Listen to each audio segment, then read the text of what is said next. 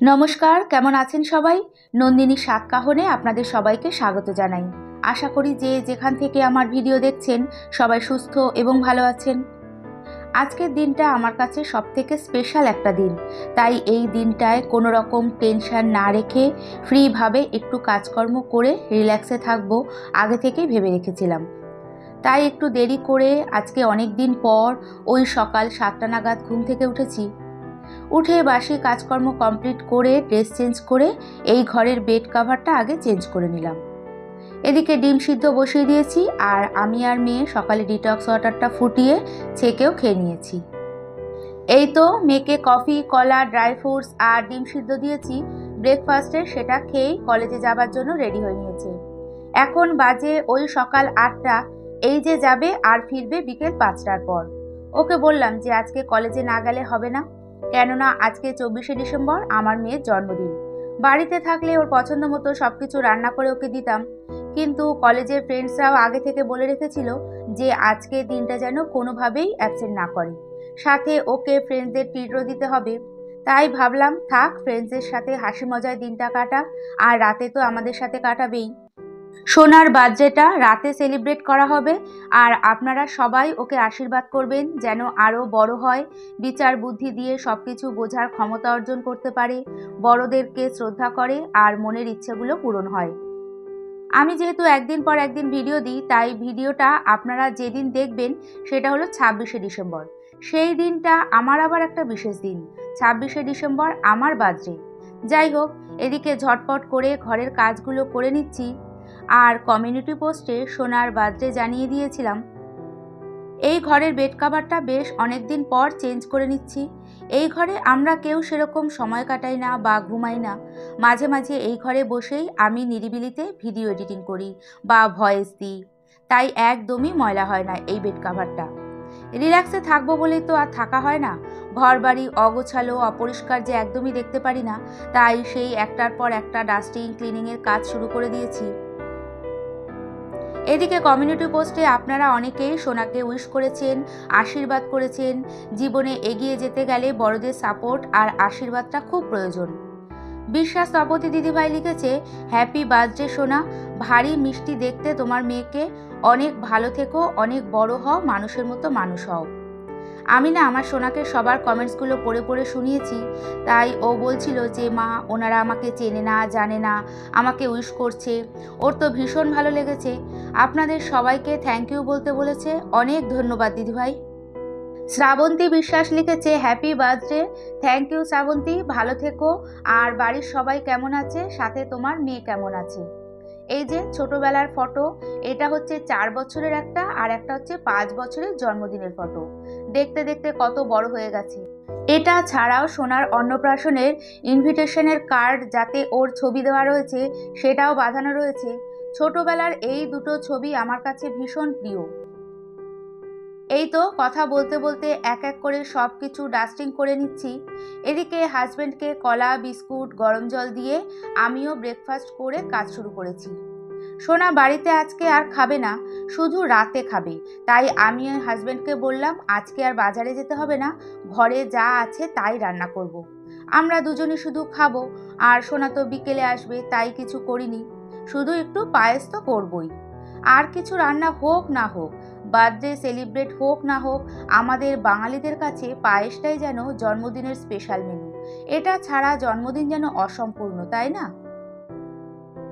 গত রবিবার আমরা কল্যাণীতে গঙ্গার ধারে পিকনিকে গিয়েছিলাম। সেখান থেকে অনেক মটর শাক, সর্ষে শাক আনা হয়েছে। সেটা আর রান্না হয়নি, ভাবছি আজকেই সেগুলো বেছে রান্না করে নেব।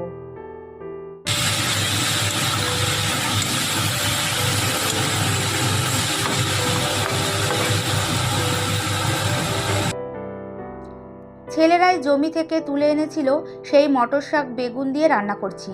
আর ফ্রিজে ছিল বাইন মাছ, সেটাও রান্না করব। মটর শাক বেছে নিতে বেশ অনেকটা সময় লেগেছে, কিন্তু শাকটা খেতে এত ভালো হয়েছিল, মনে হচ্ছিল যেন শাক দিয়েই সব ভাত খেয়ে নিই। মেয়ের জন্য কিছুটা রেখে দিয়েছিলাম, পরের দিন খাবে। এখন বাজে দুপুর ওই 2:45 মতো। সকালের কাজকর্ম আর কিছু শেয়ার করিনি। এখন যাচ্ছি কেক আনতে। আমাদের ফ্ল্যাটে কারো বার্থডে থাকলে যারা ইনভাইট থাকে তারাই কেক নিয়ে আসে। আজকে অনেকে এই বেলায় বাড়িতে নেই, ওরাই কেকটা দিচ্ছে, কিন্তু আমাদেরকেই পছন্দ মতো আনতে বলল।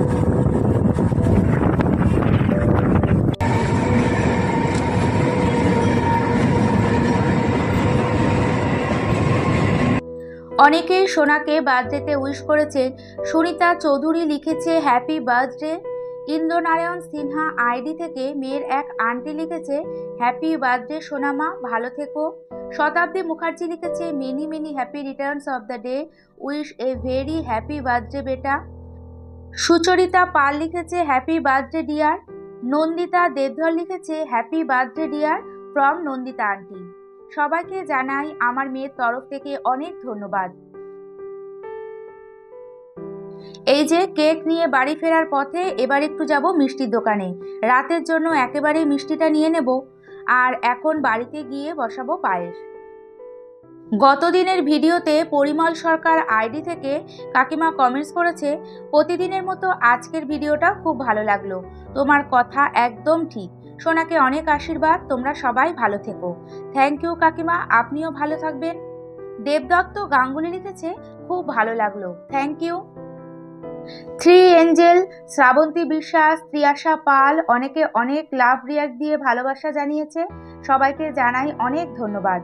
এখন ওই বিকেল 4টে মতো বাজে, প্রথমে পায়েসটা সোনার জন্য তুলে রাখছি।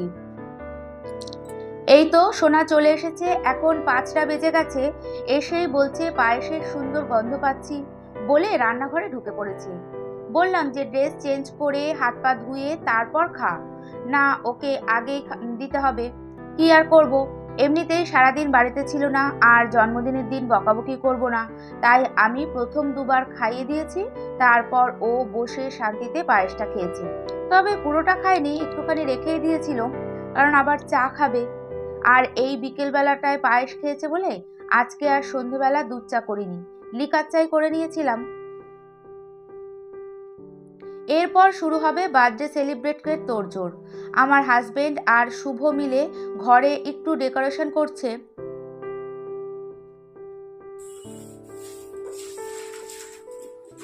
এদিকে সোনাও রেডি হয়ে নিয়েছে, আর ওর জেঠু জেঠিমণি 2 বোনও চলে এসেছে। এরই সাথে ভিডিওটি দেখতে দেখতে কোথাও এতটুকু ভালো লেগে থাকলে একটা লাইক করে দিতে ভুলবেন না, চাইলে কমেন্টস এবং সাবস্ক্রাইব করেও পাশে থাকতে পারেন। আর কাজগুলো যদি আপনি অলরেডি করে থাকেন তাহলে আপনাকে অসংখ্য ধন্যবাদ। শুভ ওর পছন্দ মতো সব কিছু সাজিয়েছে। এই যে সোনা একটা নতুন ড্রেস পরে নিয়েছে, এটা ওকে স্পেশালি একজন দিয়েছে, তবে ও ওর পছন্দ মতো কিনে নিয়েছে।